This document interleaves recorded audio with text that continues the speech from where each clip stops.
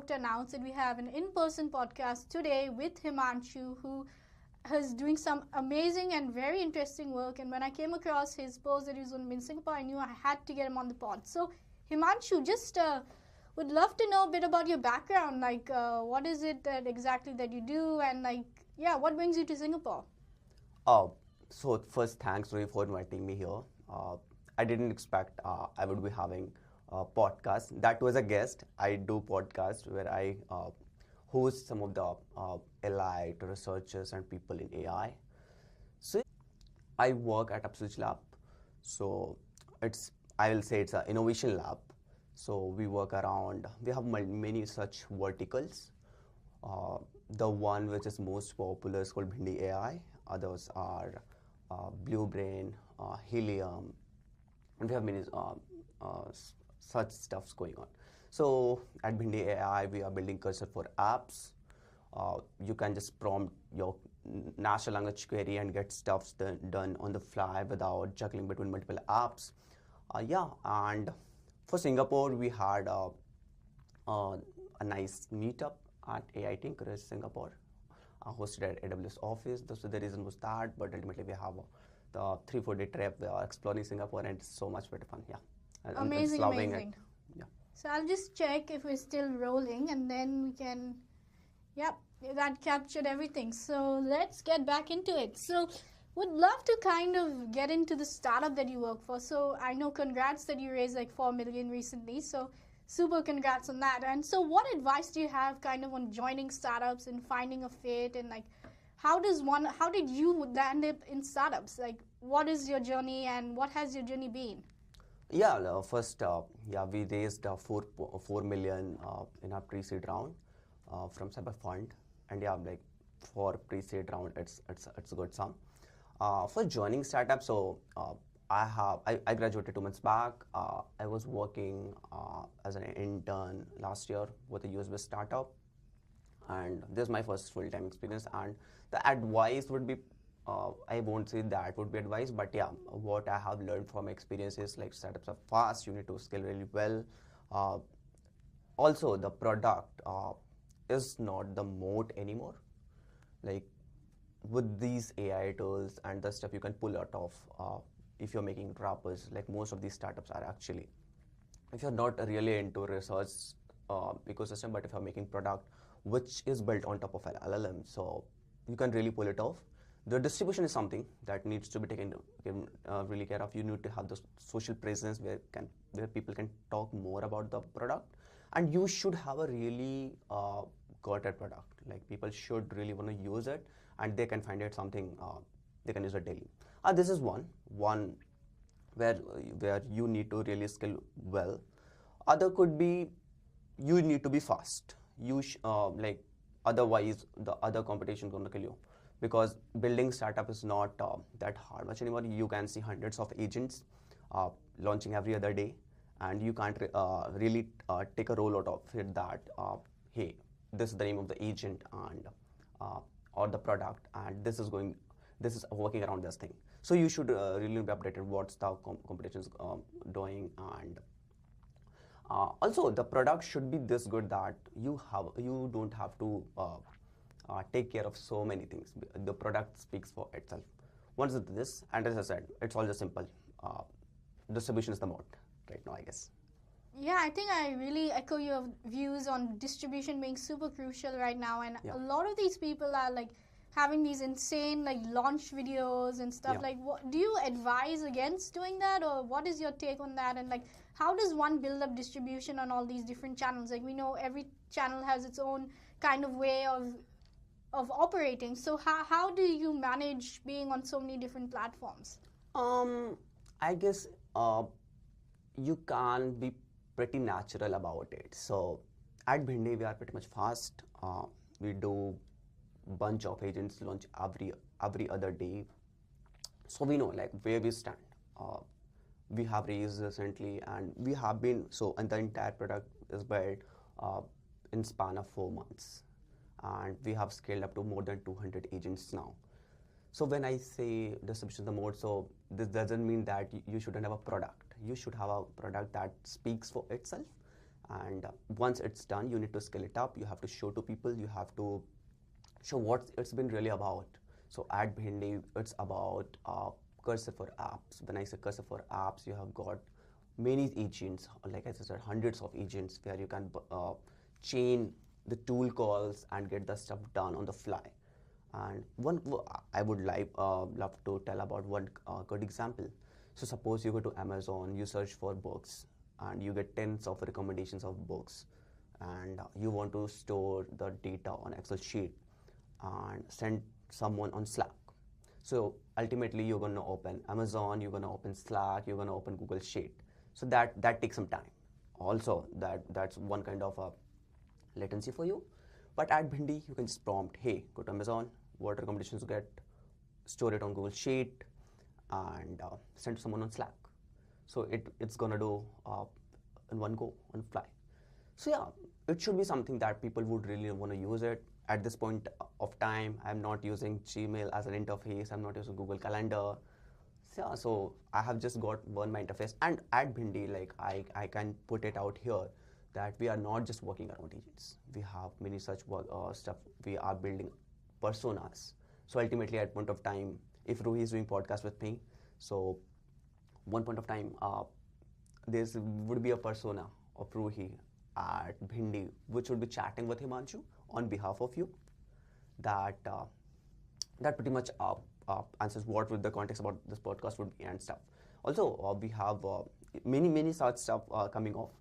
Background agent is really something that we are really working around, where you can do your cron jobs and the stuff you do regularly that can be eliminated from your point of work and can be automated as fast as they can. Yeah. That's amazing, like super exciting stuff coming up with you and Bindi. And also on the personal front, you have so many exciting projects. So how do you kind of manage these, and how do you come up with such interesting stuff? Like, I'm just mind blown. Oh, so if you're talking about projects, so this last week was pretty much exciting. We did a lot of launches basically. So at Bhindi, other than Bhindi, we have launched about Bluebrain. So I can speak about what Bluebrain is. So Bluebrain is basically research here at Upsurge Labs. So we work around good AI problems. Let's say context problem, which we are facing at Bhindi. Memory problem, which is something that need to be taken really care of. So some core problems which can be explored, which is worth it, exploring knowledge graph. How can I retrieve the context of a chat which is 1 year or 2 year old? So that really helps in building personas, what's this about? This is something at Bluebrain. And talking more about projects, so yeah, I guess you're interested in only functions as well? All the projects. I want to get into everything today. Just amazed by everything that you're doing and so how at you're only accomplishing functions, everything. Soham, I did a podcast with Soham. So one day Soham just called me midnight and said, dude, I have something to share off. I said, yeah, let's go. So we had a call and just talking about, so Soham comes from a very building background, like he's building a lot of stuff, as you know. So yeah, he proposed me something that for the community, and something that is really cool, how build space, AIA, engineers and conferences hold up. And so we want to build ecosystem in India that can be something which really helps the builders, not just courses, but something real. You building agents, you're deploying stuff, you doing fine tuning, you every other thing which really means on that front. And yeah, we just released our love letter. It was pretty much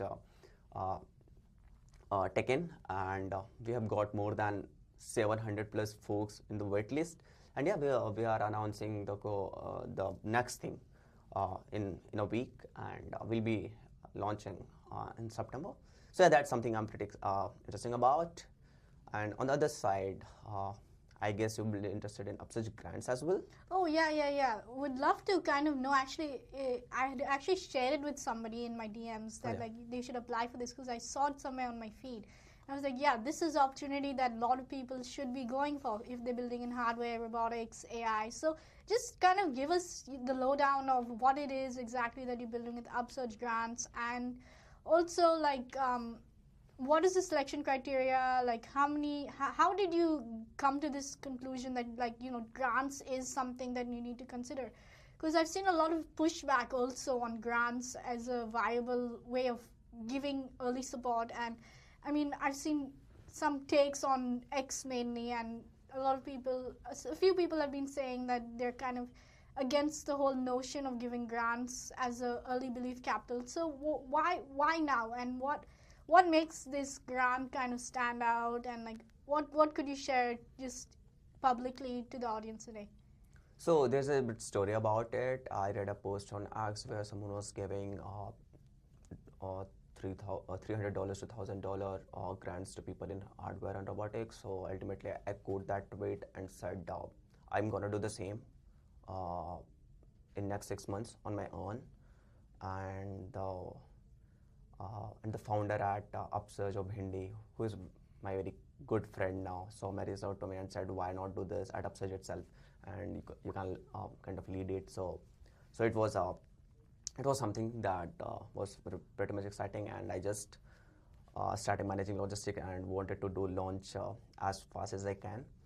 So yeah, we rolled out this in less than a couple of months, everything, and so the range of grant is $500 to $2,000, everything non-dilutive. So it's more about the signal we should get, what you're building, and should be something that is deep tech, as said, AI, hardware, robotics, biotech, and even games as well.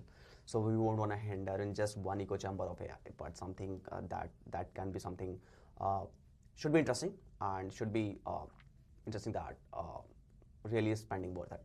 So yeah, this is the thing, and the criteria is we have a form. So if you're registering for it, so ultimately, I'm gonna say we have got applications from more than 10 countries abroad, and a lot of applications from India as well. So the shortlisting is something that would be spending really time on that. We should get the signal, and yeah, it should be around those. And the criteria is simple. You fill the form, and we'll go through it. And the first is like what actually you're building, and is something deep tech or not. After that, you will get a mail that there's a call scheduled among the team, and you'll get an invite. And you're saying about the narrative it has set, the bad narrative it has set for the grant. So ultimately, it's very subjective thing, like it happens, it can happen to anyone. So it's more about if that I'm talking about the high signal thing. We would really love to see what you have been working on recently, like your X feed. Maybe your X feed tells a lot. So if you're applying and we go through your X timeline, how much you are actually spending time on it. So that gives pretty much signal that this is one thing. Ultimately, we have a call, and on call a lot of things get cleared off, and we would. This is one aspect of it, but we love giving grants to building next thing of, and would really hope you are using it for the next big thing. Exactly. So I'm just curious, like, is this completely self-funded? Like, how did you get sponsors for the grants? Like, I'm just curious because I know like there's other people out there that have grant programs as well, and they've kind of self-funded it to some extent, and probably they've taken on sponsorships as well. I'm not too sure.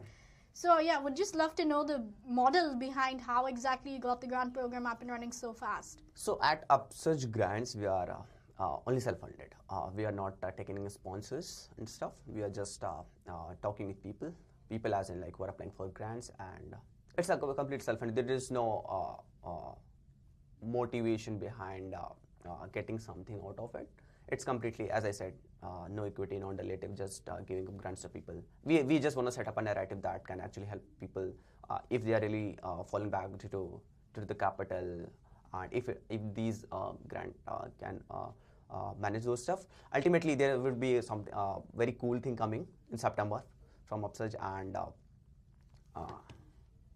that would be something at a larger scale. I'm not going to reveal it right now, but hopefully we'll do one pod more and talk more about it. Of course. Next time we can do virtual also, now that we know each other and we've kind of done one of these before. So I'm just curious now, like, we'd love to know about Upsurge Labs. Like, is it a physical space, and like what can someone come and visit? Like, what is the scene behind that, and like how did you get involved into Upsurge Labs, and like what makes Bangalore such a good hub for all these like startups and like VCs, and like what's your take now that you've lived there and you've kind of experienced it and come here as well and experienced things here as well? So, Upsurge Labs, I won't say it's a company. Like for me, it's not a company, but it's like as I said, it's an innovation lab. We tinker about a lot of interesting stuff. What the next big thing could be, and what is something that makes sense to spend time upon. And what separates it is the people in it. Like we have a very good launch on Open Bio. Ravi has worked really as of for some good months. And we build cursor for biologist, so something that, so it depends on what environment you're really in. And I joined Upsurge Lab in Feb, and since then it has been a roller coaster ride. Every day is something that makes sense to spend time on, and we are tinkering about, we're solving some good problems. And yeah, I guess this is just a start. And all you're saying about the Bangalore ecosystem and stuff. So in Bangalore, like pretty much candid about it, we really see very less number of startups working on deep tech hard problems.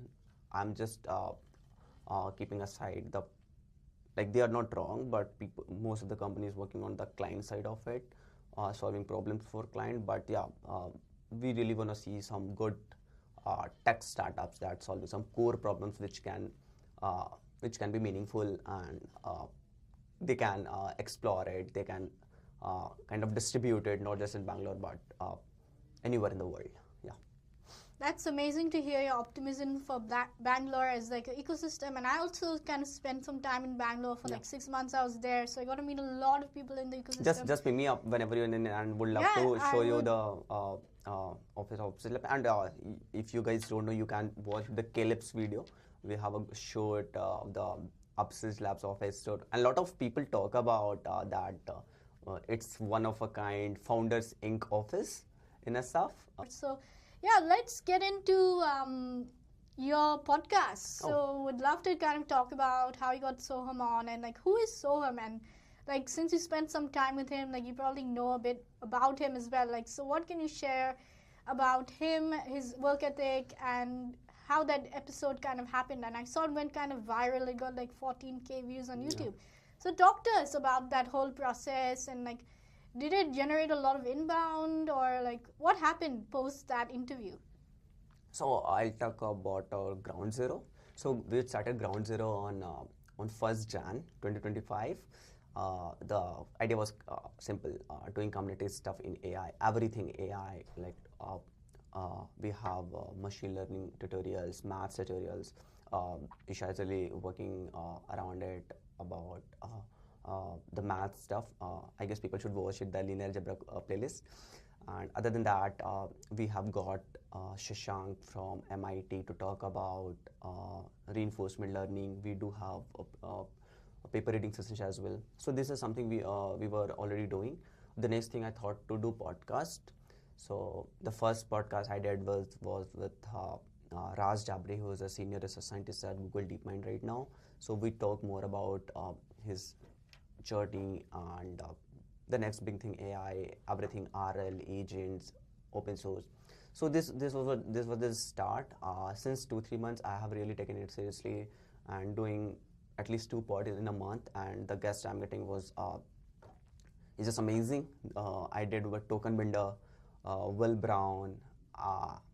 Recently, I did with Daniel Han, who is the CEO of Unsloth. It just got reminded I have to publish it very soon. I have got the stuff ready. I'm going to publish it in a day or two. And the upcoming guests are Colomage, people from OpenAI, Meta coming up. So yeah, it was just going. The Soham pod was interesting. So it was around 3 July. I remember the date. Someone asked about. So he followed me out of nowhere. So I just posted. What in the world, and someone commented, why not, let's bring him in the pod. So I just tagged him, let's do it, and Soham said let's do. I wasn't prepared at all. Ultimately at that point I was doing virtual pods only. So ultimately, yeah, I've arranged all the stuff, and we got him in person. He's based in Mumbai, so we got him in Upsurge office, which we set up a cool studio for Ground Zero. And yes, I spent, I guess, 8-9 hours talking about stuff, about his daily routine and all throughout the day, and did the pod for 1 hour, some 15-20 minutes, and I so whenever I do the pod, I post in the community itself and get the questions. A lot of the questions were from the community, and we talk about every other stuff, either good or bad, mistakes. So Ham's case is interesting. He is now everyone's favorite founding engineer. So ultimately, yeah, that was, I guess, that narrative to be put out about his own journey, how it has been. And yeah, since then it was interesting because it was in-person pod, because it was so Parekh, because it was trending. The video got really liked by everyone, and the setup we have set was also something people liked it. And yeah, that was just something really start of something new, I'll say. And yeah, since then it has been a good ride. Yeah. Amazing to hear how you have just kind of propelled yourself into the podcasting space, and you're kind of making a name for yourself in this very interesting niche of AI. And like, yeah, so how does, like, we'll just wrap this off with, like, how does one kind of keep up to date with AI? Because like you've got like this blogs, this, that, so I've seen like a bunch of your work out there. So yeah, so how does one keep up to date with the newest happenings in AI and ML, and how did you get interested in the space? So the blogs were I was already doing. I guess it's been more a year now. So if I have nothing to do, I write a blog. So there's the fundamental I have set for just the sake of it, because I love reading and writing. And other than that, to keep updated, I guess every other people should be on X at what we call Teapot. So they should be on that. It's a echo chamber, but yeah, you should have to be in that space where you can collect the information and what's really going on, because the folks on the top are the real space is already there. People who are working around it, who are experimentalists, who are talking more about it. So yeah, that's something people should be on X and on that particular chamber, as you say, or the Teapot itself. And to keep updated, you should work around it, you should experiment around it, you should do contributions, you should just explore it. If that's something interests you, if that's something you're curious about, read about it. What is it? How this works? If you got to a narrative that this is something I have learned from this and I need to put it out, just write something about it. Just quote it, just comment it, put your own thoughts and yeah, I guess this start to get you really interested in the field. And for me, it's been the same journey. There is no some magic behind it.